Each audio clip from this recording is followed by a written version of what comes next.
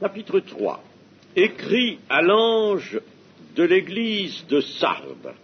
Voici ce que dit celui qui a les 7 esprits de Dieu et les 7 étoiles. Je connais tes œuvres, je sais que tu passes pour être vivant, et tu es mort. Sois vigilant et affermis le reste qui est près de mourir, car je n'ai pas trouvé tes œuvres parfaites devant mon Dieu. Rappelle-toi donc comment tu as reçu et entendu, et garde, et repens-toi. Si tu ne veilles pas, je viendrai comme un voleur, et tu ne sauras pas à quelle heure je viendrai sur toi. Cependant, tu as à Sardes quelques hommes qui n'ont pas souillé leurs vêtements. Ils marcheront avec moi en vêtements blancs, parce qu'ils en sont dignes. Celui qui vaincra sera revêtu ainsi de vêtements blancs. Je n'effacerai point son nom du livre de vie, et je confesserai son nom devant mon Père et devant ses anges. Que celui qui a des oreilles entende ce que l'Esprit dit aux églises. Amen. Voyons d'abord ce qu'était cette ville de Sardes, en quelques mots. Il y a là un fait assez curieux. Sardes, et qui était à ce moment-là déjà une ancienne capitale, l'ancienne capitale de la Lydie, et qui avait été célèbre dans l'Antiquité. Elle avait notamment été célèbre pour avoir été la patrie d'un homme dont nous connaissons le nom, sans savoir toujours ce qu'il était, c'est Crésus. Elle était la patrie de Crésus. Et alors, le fait curieux, c'est que cette ville était devenue complètement oubliée. Elle était dans la situation d'une espèce de musée avec des ruines, beaucoup de ruines. Et non seulement cette ville était la patrie de Crésus, mais ce qui s'accorde avec cela, c'est qu'elle était arrosée par le Pactole. Par le Pactole, Pactolos, en grec, qui est devenu maintenant une toute petite localité, Bagouli, en Turquie. Mais le Pactole était cette rivière qui charriait des paillettes d'or. Elle était située à environ 50 kilomètres au sud de Thyatire. À l'époque moderne, donc, maintenant, il n'y a plus que toujours des ruines, un hameau de bergers. La cité, déjà, au moment de la lettre, était donc en voie de dépérissement. Alors, c'est une chose qui est également très remarquable dans cette lettre, c'est que l'Église ressemblait à la cité. La cité était en voie de dépérissement et l'Église également. L'Église, tout comme la ville, avait un passé qui lui valait une certaine réputation de vie, alors qu'en réalité, cette Église était morte devant le Seigneur. C'est quelque chose de terrible. Le Seigneur qui dit « Je connais tes œuvres ». Je connais.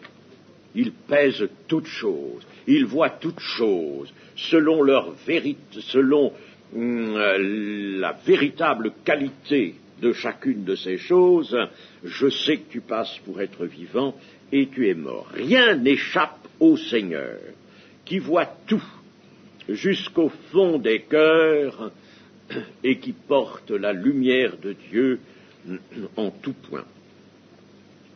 Le Seigneur connaît même l'appréciation qui subsiste, portée extérieurement sur cette Église. Tu passes pour être vivant. Il y a encore en ta faveur cette rumeur, cette réputation. Ah, l'Église de Sardes, oui, c'est une Église vivante. alors que tu es mort. Tu es mort, là est la réalité. La réalité n'est pas dans l'apparence, dans la réputation, mais elle est dans la vue du Seigneur. C'est la réalité cachée et vue par le Seigneur. Arrêtons-nous une simple petite minute sur ce point, que ça nous concerne personnellement ou que ce soit pour l'Église, que ce soit concernant la famille, par exemple. Eh bien, pensons à ceci, que la réalité, c'est ce que voit le Seigneur. C'est ce que voit le Seigneur. C'est pas ce que nous pensons, c'est pas ce que nous croyons, ce n'est pas ce qu'on dit extérieurement, c'est ce que voit le Seigneur. Le Seigneur qui sonde les cœurs et les reins, c'est cela qui importe. C'est très simple, ce que nous disons là, excessivement simple. Encore est-il qu'il faut en tirer une leçon d'ordre pratique, c'est-à-dire fixer notre pensée ou chercher par foi, par prière, à savoir ce que pense le Seigneur de nous, de notre action, de nos œuvres, de notre foi. Examinez-vous pour savoir si vous êtes dans la foi, mais il faut s'examiner en ayant recours à la vue du Seigneur sur soi. C'est ça qui importe. Malheureusement, on voit trop de membres des églises qui ont leur opinion sur eux-mêmes. Mais cette opinion, elle est vaine, elle ne vaut rien. Il ne s'agit pas d'une opinion qu'on a sur soi. Je ne parle pas sur l'Église, mais sur soi. Maintenant, ça ne vaut rien. Il faut simplement connaître la réalité et pour cela dire comme le psalmiste, « Seigneur, sonde mon cœur et mes reins et fais-moi connaître mon péché. » Pourquoi l'Église de Sardes jouissait-elle de cette réputation encore d'être vivante? Eh bien, il y avait sans doute encore du monde dans les réunions de cette Église, et puis en tout cas, cette Église devait sa réputation à un passé glorieux. Elle était née à un certain moment, elle avait eu ses débuts, et on peut presque dire que d'une façon générale, les débuts d'une Église sont glorieux. Les débuts d'une Église sont flambants.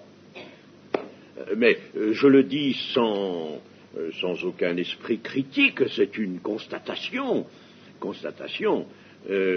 Moi-même, j'ai assisté à la naissance d'une Église qui a bien grandi, qui a beaucoup grandi, et les débuts étaient magnifiques.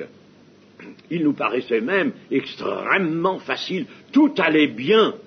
Tous les cœurs étaient véritablement attendris, remplis de foi, de ferveur. C'était magnifique. Mais au bout d'un temps, on a senti la nécessité de garder, de durer. La plus grande difficulté dans l'Église, c'est de durer.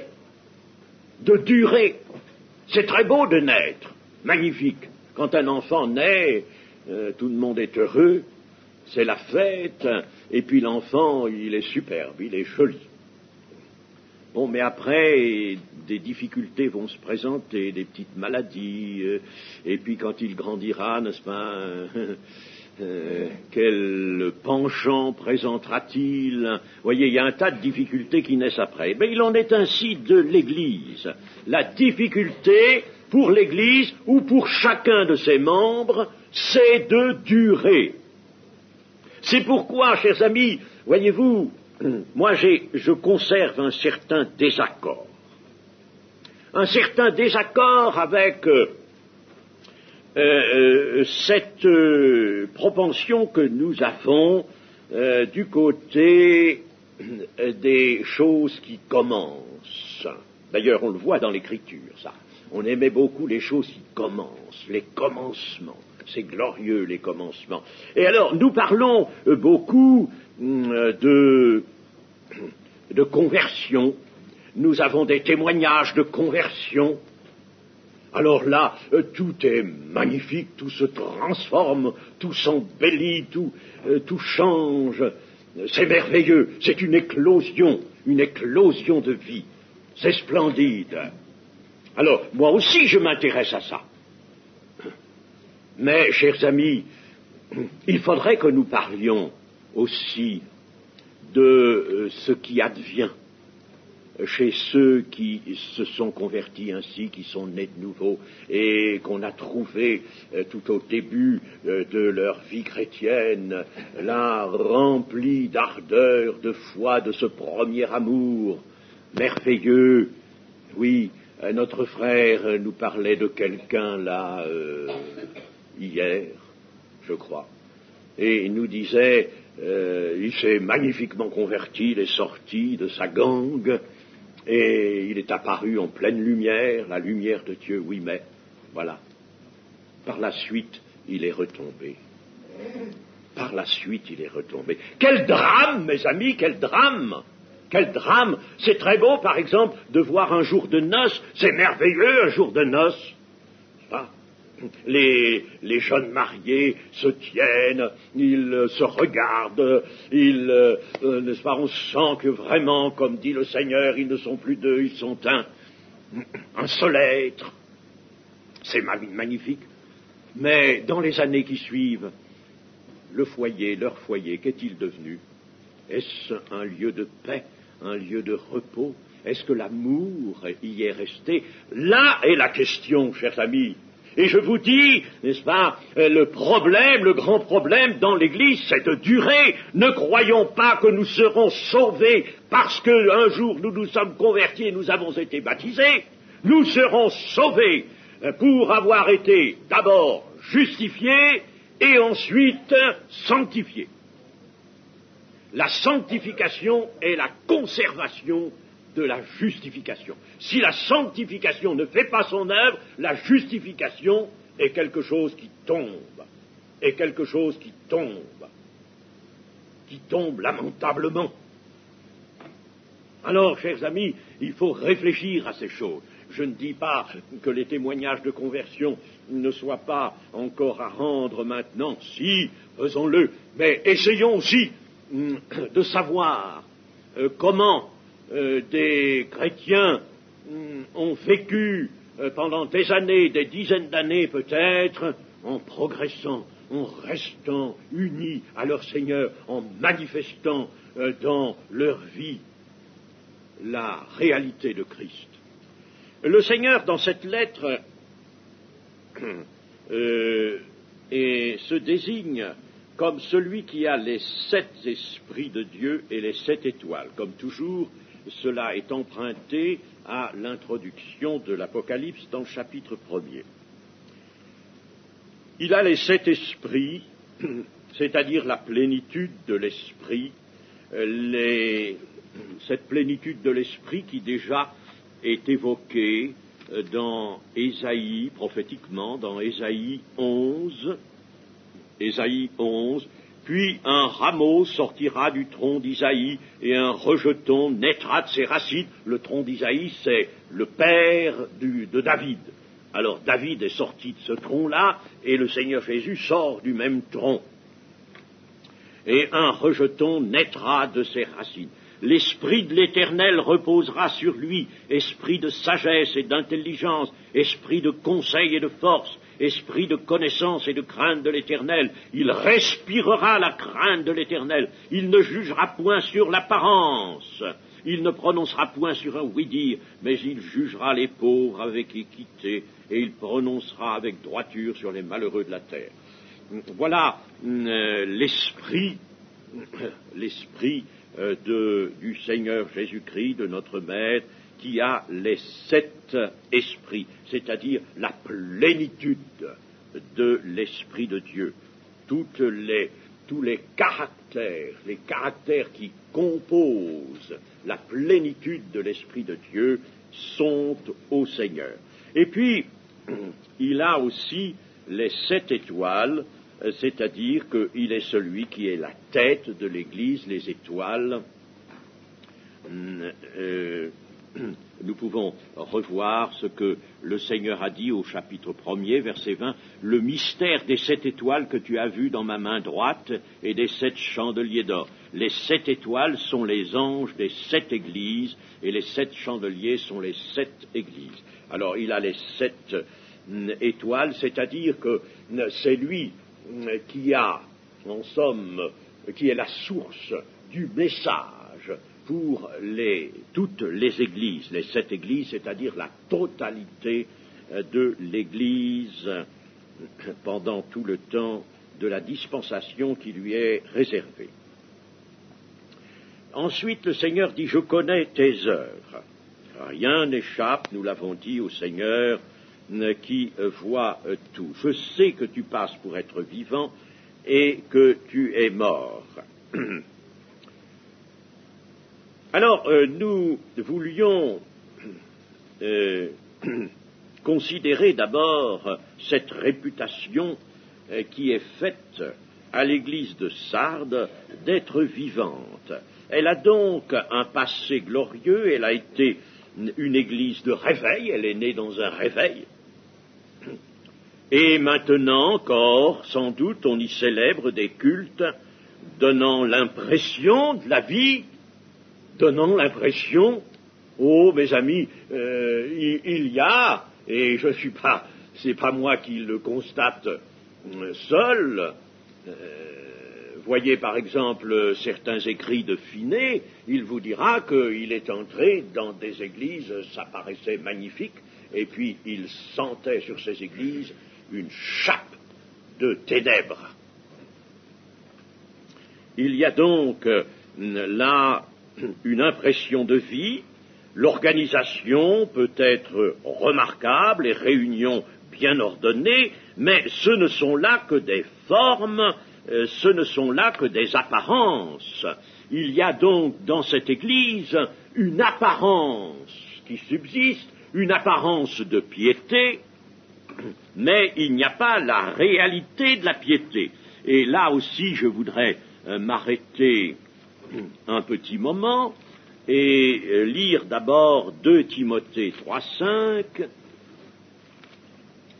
2 Timothée 3,5. Ayant l'apparence de la piété, mais reniant ce qui en fait la force, éloigne-toi de ces hommes-là. Paul dit cela pour les derniers jours dans lesquels il voit prophétiquement des temps difficiles. Alors les hommes auront toutes sortes de penchants terribles, l'égoïsme notamment, et l'orgueil, aimant le plaisir plus que Dieu, ayant l'apparence de la piété, mais reniant ce qui en fait la force. Donc vous voyez que ça c'est un défaut tragique que l'on peut trouver soit chez des personnes, soit dans même une communauté, apparence de piété, mais la réalité de la piété fait défaut. C'est terrible, nous pensons-y, c'est terrible ça. Ça c'est terrible. Et ça peut aussi bien se faire, chers amis, dans un milieu dit évangélique que dans une église traditionnelle. Ne mettons pas tout au compte de l'église traditionnelle. Ce qui nous intéresse, c'est un jugement qui peut nous être utile à nous. Ça ne nous sert à rien, nous, de châtier ce qui peut se produire dans l'église catholique romaine ou ailleurs, ou dans l'église protestante. Ça ne nous avance pas du tout. Mais ce qui peut nous être utile, c'est de se dire, attention, notre piété pourrait peut-être avoir beaucoup plus d'apparence que de fond et que de réalité. Il y a un autre passage que je voudrais aussi mettre sous vos yeux maintenant, c'est dans le prophète Ézéchiel au chapitre 16. Et vous savez que ce chapitre 16 vise Jérusalem qui est placée sous l'emblème d'une femme prostituée. Jérusalem que Dieu a aimée, a sauvée, et qu'il a paré, et qui malheureusement s'est détourné de Dieu. Alors, verset 17. Tu as pris ta magnifique parure d'or et d'argent que je t'avais donnée, et tu en as fait des simulacres d'hommes auxquels tu t'es prostitué. Je rappelle que l'usage de ce mot, prostituée, dans l'Écriture, est bien connu pour correspondre à une signification qui est celle-ci, une infidélité notoire. Une infidélité comme une infidélité d'un époux qui se détourne de l'autre époux. Infidélité. Alors, ici, c'est donc l'infidélité qui est reprochée à Jérusalem, vue sous l'emblème de cette femme. Dieu l'avait parée d'or et d'argent. L'or évoque la divinité. Il y avait donc eu une participation à la divinité, participation par avance sur la nouvelle alliance, et également l'argent qui, nous l'avons montré dans l'étude de l'Exode, c'est très net et tout à fait clair, l'argent signifie la rédemption. L'argent avait été recueilli pour le rachat des personnes. Ainsi donc, voici ce que dit le Seigneur, tu as pris ta magnifique parure d'or et d'argent. Je t'avais revêtu de cette qualité, de cette même sainteté divine. Et puis, qu'as-tu fait de cela? Tu en as fait des simulacres d'hommes. C'est-à-dire que le peuple de Jérusalem est devenu un peuple simulacre. Ces hommes, au début, étaient véritablement enrichis par la grâce de Dieu, délivrés, parés de la divinité, de la sainteté, et puis ils se sont détournés, ils se sont devenus infidèles, et alors ils apparaissent ensuite comme des simulacres d'hommes. Chers amis, c'est une pensée vraiment terrible que celle de s'arrêter à cela et de se dire, mais ne serions-nous pas, nous aussi, des simulacres de chrétiens, des simulacres d'enfants de Dieu? Je ne veux pas, chers amis, affirmer que vous êtes cela ou que nous sommes cela maintenant, mais je dis qu'il y a un danger à cela. Un danger à devenir des simulacres. Et on viendra, nous allons voir le reste de la lettre, si nous faisions ce qui s'est fait à Sardre, nous deviendrions de véritables simulacres de chrétiens. Pas autre chose que des simulacres. Dans cette église de Sardes, les cœurs sont donc en majorité vides d'amour, de ferveur, d'esprit et de zèle. Tu es mort, ce qui signifie tu n'as pas de participation à la vie qui est en Christ. Tu ne participes pas à la vie. Et si un chrétien ne participe pas à la vie, n'est pas participant de Christ, participant de la vie de Christ, il n'est pas véritablement dans la position du chrétien, de l'enfant de Dieu. Il a pu l'être, il ne l'est pas, si la vie de Christ n'est pas maintenue en lui. Les œuvres de cette Église ne sont pas parfaites, comme dit le Seigneur. Je n'ai pas trouvé tes œuvres parfaites devant mon Dieu, toujours au jugement de Dieu. Pourquoi ne sont-elles pas parfaites? Parce qu'elles ne sont plus recouvertes de la perfection de Christ. La perfection, ça ne s'invente pas. La perfection, comme la dignité, ça se reçoit de Dieu.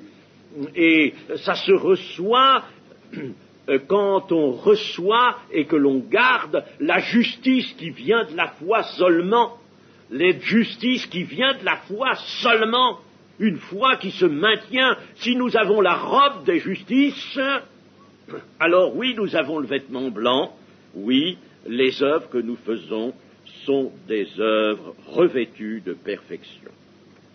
Alors il faut faire là une différence, voyez-vous, entre la vie chrétienne, on parle souvent de la vie chrétienne, et de la vie en Christ. Il faudrait que la vie chrétienne fût toujours une vie en Christ. Mais malheureusement, on arrive à dissocier ces deux expressions et ce à quoi elles correspondent. Vie chrétienne, bien sûr, on a une certaine vie chrétienne, mais pas toujours authentiquement la vie en Christ. Et pourtant, il faudrait que les deux choses coïncident, soient ensemble. La lutte contre le péché et la vision de la sanctification ont disparu à Sardes. La conduite privée des membres tend à se rapprocher de celle des païens. Les forces que cette Église possédait à ses débuts se sont éteintes et l'on est entré, peut-être assez vite ou peu progressivement, dans une agonie spirituelle que les apparences masquent, mais pas pour Dieu. Au regard du Seigneur, en effet, c'est la mort. La souffrance pour les âmes y est inconnue. Tout est discours, théorie, habitude, exaltation. Il y a de l'enthousiasme, mais un enthousiasme provoqué, et je pense à notre époque, un enthousiasme provoqué peut-être par une musique envahissante et une musique aux accents empruntés à celle du monde, avec le même bruit, le même tintamarre, des baffles de 200, 260 watts et plus. Hein? Si vous aviez vu les baffles qui étaient à la fête de l'Évangile à Nîmes, mes amis, il y en avait de chaque côté de la Seine une montagne de ces grandes boîtes noires. On les fait noires. On a raison peut-être de les faire noires. On a sans doute raison. Et alors, cette fête de l'Évangile, je vous assure, dans les arènes de Nîmes, m'a traumatisé. Jamais je n'aurais pu penser que dans un milieu dit évangélique, et alors que certains messages étaient donnés et qui avaient leur bien fondé et leur utilité, eh bien, qu'on en vienne aux extravagances de cette musique, on ne peut plus rythmer. Chers amis, je vous assure que j'ai vu sur la scène des hommes, des femmes, des guignols absolument, se dandelinant, c'était la chair, on nous proposait la chair, et rien, pas un liard de l'esprit. Alors, tout de même, ces choses-là sont révoltantes pour une conscience chrétienne. Ah oui, on peut chercher l'enthousiasme, aimer l'enthousiasme, et remplacer la foi authentique par de l'enthousiasme. Et puis, dans cette Église, on peut dire que sans doute il se passait ce que Paul dénonce dans les Philippiens, donc dans certains milieux de l'Église primitive, eh bien, certains cherchaient leur intérêt. Voyez, dans les Philippiens, chapitre 2 et verset 21, tous, en effet, cherchent leurs propres intérêts et non ceux de Jésus-Christ. Leurs propres intérêts et non pas ceux de Jésus-Christ. Mais c'est tragique aussi, cette affaire-là. L'église de Sardes, chose qui est à noter, n'est pas du tout persécutée. Oh, ce n'est pas Smyrne. Elle n'est pas persécutée. Elle jouit d'une paix, d'une tranquillité dans son cadre de païen, là, dans ses ruines. Elle est bien tranquille. Le diable ne la dérange pas, et le diable prend bien garde de ne rien toucher au bon ordre qui règne dans cette Église. Elle n'a pas de véritable semence à répandre. Rien ne pousse autour d'elle, elle est morte, comme la mer morte. Rien ne pousse autour d'elle. C'est le pire état auquel puisse parvenir une Église locale. À un tel état, il faut, bien sûr, préférer les combats, les épreuves, à condition que par la foi elles soient surmontées. Mieux vaut l'humiliation, mieux vaut la repentance et les pleurs avec leurs effets de retour à Dieu qu'une telle situation de tranquillité et de fausse paix. À quoi sert la réputation d'être vivant si l'on est vu comme étant dans la mort par celui qui sonde les cœurs et les reins? C'est une chose infiniment redoutable de penser qu'il peut y avoir des chrétiens qui sont de faux vivants. Il y a bien dans l'Écriture des faux prophètes, des faux docteurs, des gens qui marchent en ennemis de la croix, mais de penser que, en dehors de ces excès, nous regardons ça comme des excès, les faux prophètes, les faux docteurs, n'est-ce pas? C'est quelque chose qui touche en somme à l'esprit de l'Antichrist, mais dire que dans l'Église il peut y avoir des chrétiens qui sont de faux vivants, eh bien Jésus, vous voyez ici dans cette lettre, en trouve déjà avant la clôture du 1er siècle, avant la fin du 1er siècle. Et le Seigneur de dire au verset 2, « Sois vigilant et affermis le reste qui est près de mourir, car je n'ai pas trouvé tes œuvres parfaites devant Dieu. » Ah, sois vigilant et affermis le reste qui est près de mourir. Il y a donc un reste. Il y a trois choses, en somme, dans cette église de Sardes. Il y a ceux qui sont véritablement, alors, couchés dans la mort spirituelle. Ça, il y en a, puisque sois vigilant et affermis le reste qui est près de mourir, c'est-à-dire une fraction. Il y a encore une fraction, il y a une fraction de membres qui sont près de mourir, mais et par conséquent, il y en a qui sont déjà morts. Il y en a donc qui sont morts, il y a une fraction de gens qui sont tout à fait morts. Il y a un reste, c'est-à-dire le mot reste dans l'écriture indique toujours une fraction. Il y a une autre fraction qui est près de mourir, et à celle-là Jésus s'adresse. Et puis il y a une troisième fraction, celle qu'on trouve au verset 5, celui qui vaincra, au verset 4, « Cependant tu as à Sardes quelques hommes, ils ne sont pas nombreux, quelques hommes qui n'ont pas souillé leurs vêtements, ils marcheront avec moi en vêtements blancs parce qu'ils en sont dignes. » Il y a donc trois fractions.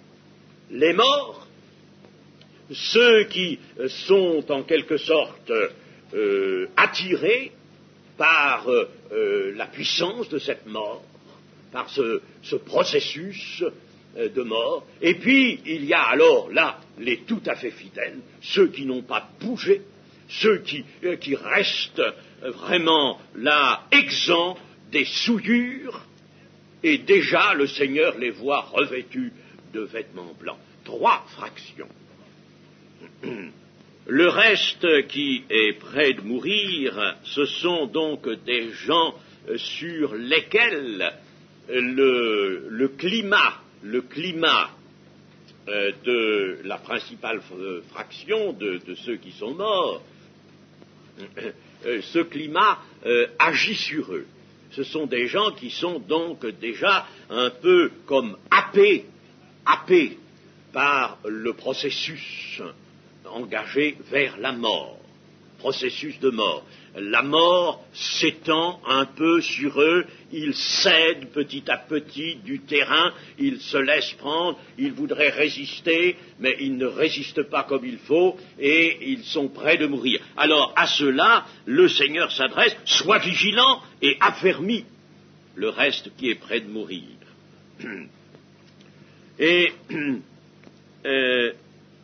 nous pouvons dire ceci, c'est que cependant, le Seigneur ne renie pas cette Église, ne la rejette pas. Il ne la rejette pas. Voilà quelque chose, n'est-ce pas, un autre aspect que nous présente cette lettre, c'est que le Seigneur lui parle. Parce que s'il s'agissait de tout rejeter, eh bien, ce serait très simple, il n'y aurait pas de lettre du tout, c'est pas la peine. Du moment qu'il y a une lettre, du moment qu'il y a une parole de Dieu, une adresse de Dieu, c'est que Dieu veut encore sauver. Il veut encore reprendre. Il veut encore relever. Ah, chers amis, c'est là, n'est-ce pas, que nous voyons la grande mansuétude du Seigneur. Et cela nous fait penser à l'intercession d'Abraham en faveur de Sodome dans le chapitre 18 de la Genèse. Vous savez, cet homme qui intercède pour Sodome et qui commence à voir une cinquantaine de justes, aide pour Sodome et qui commence à voir une cinquantaine de justes, il se dit avec 50 tout de même, ça, c'est important, c'est un noyau important. Seigneur, mais détruiras-tu cette ville s'il y a 50 justes? Non. À cause de ces 50 justes, je ne détruirai pas. Mais alors Abraham descend petit à petit, n'est-ce pas? Et puis il arrive finalement à 10, en prenant des précautions d'ailleurs, oratoires. Seigneur, je ne parlerai plus qu'une seule fois. Seigneur, Seigneur, Seigneur, accepte encore que je te dise cela. S'il y avait 10 justes, Seigneur, détruirais-tu cette ville? S'il y a 10 justes, à cause de ces 10 justes, je ne détruirai pas cette ville. Mais malheureusement, les 10 justes n'y étaient pas. Ils n'y étaient pas. Alors, vous voyez, n'est-ce pas, la mansuétude du Seigneur. Elle est, en somme, parallèle à celle que nous découvrons dans ce passage de la Genèse, une mansuétude. Il y a dans l'Église, s'il y a dans l'Église quelques justes, c'est-à-dire des hommes qui sont dignes de marcher en vêtements blancs avec le Seigneur, eh bien, le Seigneur ne détruit pas l'Église. Car tout de même, il peut la détruire, et pour la détruire, que peut-il faire? Eh bien, il enlève le chandelier, tout simplement. Il retire le chandelier. Et s'il n'y a plus de chandelier, nous l'avons vu cela, n'est-ce pas, dans la lettre à Éphèse, j'ôterai ton chandelier de sa place, à moins que tu ne te repentes. Le Seigneur, en ôtant le chandelier, supprime l'Église. Mais là, il ne fait pas cette menace. Ce qu'il veut, encore, c'est que cette Église se rétablisse. À partir de ce reste et des hommes qui sont dignes de marcher en vêtements blancs, une reconstruction est possible. Les morts, ceux qui sont vraiment morts, nous avons vu dans la lettre précédente à Thyatire qu'il y avait là aussi 3 fractions, et qu'il y a une fraction qui est considérée comme perdue. Comme perdue. Je ferai mourir de mort ces enfants. Ces adeptes, ceux qui sont vraiment liés avec la prophétesse, eh bien, ils suivront le sort de la prophétesse. Mais là, il y a une possibilité de reconstruction. Alors, le Seigneur va, par sa parole, et sa parole est accompagnée, ne l'oublions pas, d'une puissance, d'une force. Toute parole de Dieu est accompagnée d'une force, si bien que quand nous laissons de côté quelque chose de la parole de Dieu, nous repoussons la force de Dieu. Nous laissons de côté la puissance de Dieu. À partir donc de ce reste, une reconstruction est possible, seulement ce reste ne va pas lui-même entreprendre de briser l'Église, où les hommes qui sont dignes de marcher avec le Seigneur en vêtements blancs ne vont pas briser l'Église. Il faudra que ces hommes se ressaisissent et qu'ils prient. Au verset 3, rappelle-toi donc comment tu as reçu et entendu, et garde et repens-toi. Si tu ne veilles pas, je viendrai comme un voleur, et tu ne sauras pas à quelle heure je viendrai sur toi. Je viendrai comme un voleur, c'est-à-dire, ça c'est l'évocation du retour pour l'Église, du retour du Seigneur. Alors je viendrai comme un voleur, prendre ceux qui sont prêts, et puis toi tu ne sauras pas, autrement dit, tu resteras là. Tu resteras sur la terre. Jésus, ne voulant pas abandonner cette Église, ne veut pas, certes, que la mort ait le dernier mot. Un réveil est possible, mais ce réveil, maintenant, ne dépend plus du Seigneur. Il dépend de l'homme. Vous voyez, n'est-ce pas? Il dépend de l'homme. Si tu ne veilles pas, je viendrai. Mais toi, sois vigilant, affermis le reste, rappelle-toi comment tu as reçu et entendu, et garde et repens-toi. Alors maintenant, voilà, ta responsabilité est dans ta main. Voilà ta responsabilité. À toi maintenant de te manifester. Ne va pas toujours dire « Ah, mais moi j'attends tout du Seigneur, c'est le Seigneur qui fera ». Nous sommes, vous savez, quelquefois un peu légers dans nos paroles ou nos pensées. Nous avons tendance quelquefois à dire « Ah, mais le Seigneur va arranger tout ça, le Seigneur est bon ». Mais il y a des moments où le Seigneur, n'est-ce pas, nous dit « Attention, c'est à toi de jouer ». C'est à toi, c'est ta part maintenant, c'est ta part, c'est ta responsabilité. Moi, je fais, sois tranquille, je te donne des assurances, je fais, Dieu, lui, ne se renie jamais, il fait sa part. Si tu es infidèle, c'est toi, mais c'est pas Dieu. Dieu, lui, n'est jamais infidèle. Et il renouvelle ses appels, ses exhortations, maintenant, c'est à toi. C'est à toi de répondre, c'est à toi de faire. Tu as ta responsabilité.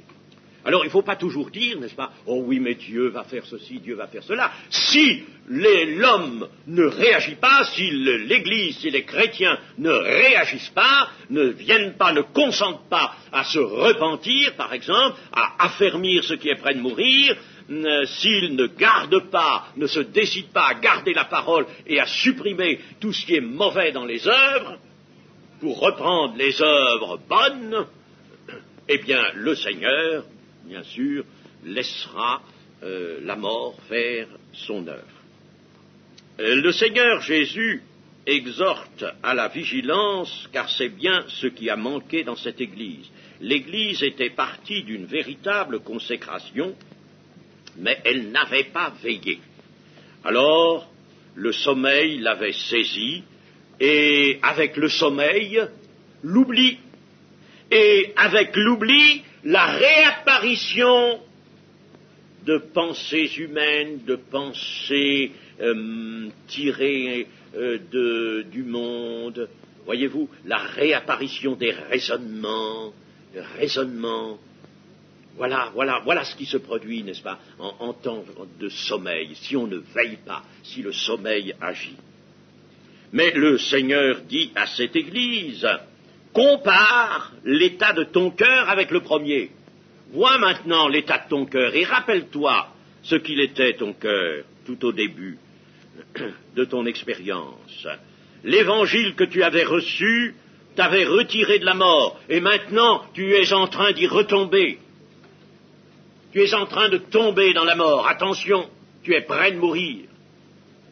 Reviens à l'Évangile, qui est la puissance de Dieu, mais pour que cette puissance agisse, il faut la foi. Puissance de Dieu pour ceux qui croient. Pour ceux qui croient, qui mettent la foi à son niveau. Reviens à l'Évangile. Ma venue te surprendra, tu ne pourras pas la supporter, et cela nous fait penser à la première épître de Jean, chapitre 2, verset 28, chapitre 2, Verset 28. Et maintenant, petits enfants, demeurez en lui, en Christ, afin que lorsqu'il paraîtra, nous ayons de l'assurance, et qu'à son avènement, nous ne soyons pas confus et éloignés de lui. Alors là, ça mérite méditation. Il pourra y avoir, il y a un risque d'être confus et éloigné du Seigneur. Et si l'on est confus et éloigné du Seigneur au moment où il vient comme un voleur, c'est-à-dire au moment où on ne s'y attend pas, tu n'y penseras pas, même, a dit le Seigneur. Même à ceux qui seront vigilants, le Seigneur a dit, je viendrai au moment où tu n'y penseras pas. Tu attendras, bon, tu seras dans l'attente, c'est vrai, mais je viendrai, moi, de tout sens, tu seras surpris. Les vierges sages sont également surprises, autant surprises que les folles. Seulement la différence entre les deux catégories, c'est que les sages ont été vigilantes et qu'elles ont pris la précaution de se munir d'un vase d'huile. Alors, être confus et éloigné de lui. Voyez là, Jean fait une différence entre ceux qui ont l'assurance, en grec la parésia, et ceux qui, au contraire, sont confus et éloignés du Seigneur. Alors, à ce moment-là, eh bien, le Seigneur vient, et puis, ces chrétiens-là l'apprendront après. Le Seigneur est venu, il y en a qui sont partis, et nous, on est restés. Moi, je ne vois pas autre chose, n'est-ce pas, c'est la situation que le Seigneur met devant nous. Et puis, au verset 4, « Cependant, tu as à Sardes quelques hommes qui n'ont pas souillé leurs vêtements, ils marcheront avec moi, en vêtements blancs. » Ces gens qui n'ont pas souillé sont donc revêtus de la justice, de la robe de justice qui s'obtient par la foi. Ils ont gardé la parole de Dieu qui les avait purifiés, qui les avait justifiés, et ils ont gardé cela par la voie, la seule voie possible, celle de la sanctification. Et ils sont restés purs. Nous voyons donc, chers amis, attention, nous voyons qu'il est possible de ne pas souiller ses vêtements si l'on garde et si l'on triomphe dans les luttes et les épreuves. Il est possible, puisque là, n'est-ce pas, le Seigneur Jésus constate qu'il y a à Sardes quelques hommes qui n'ont pas souillé leurs vêtements. Alors donc c'est possible à nous, c'est possible, chers amis, c'est pas l'impossible que le Seigneur nous demande, c'est possible. Et souiller, qu'est-ce que ça veut dire, souiller? Eh bien, ils n'ont pas souillé. Ceux qui souillent leurs vêtements sont ceux qui suppriment l'état de sainteté et de justice. Ils altèrent sur eux, en eux, l'état de sainteté et de justice. Par exemple, par une acceptation d'éléments discordants, par des altérations acceptées à la parole de Dieu. Ils acceptent qu'on retire un petit quelque chose, par une interprétation subtile, par exemple. Ils acceptent ça. Alors ils souillent, parce que la souillure, c'est d'abord dans l'esprit, dans le cœur, mes amis. Ne voyez pas la souillure morale seulement. Bon, des gens pourraient être peut-être assez exempts de souillure morale et être souillés dans leur esprit. Un défaut de mise en pratique, une altération, comme Paul le souligne dans la 2e aux Corinthiens. Ça a pu être aussi un retour à l'esprit du monde, une participation, une petite participation aux œuvres que l'on voit dans le monde et que l'on juge n'être pas le péché, c'est pas le péché, ça. Alors, participation acceptée aux œuvres du monde. Je voudrais là-dessus insister à ce sujet sur les mots que le Seigneur emploie et qui est particulièrement le mot « garde ». Rappelle-toi donc comment tu as reçu et entendu, et garde, et repens-toi. Garde, garde. Eh bien ça, cette injonction est chère au Seigneur Jésus. Garde. Garder, c'est garder la parole.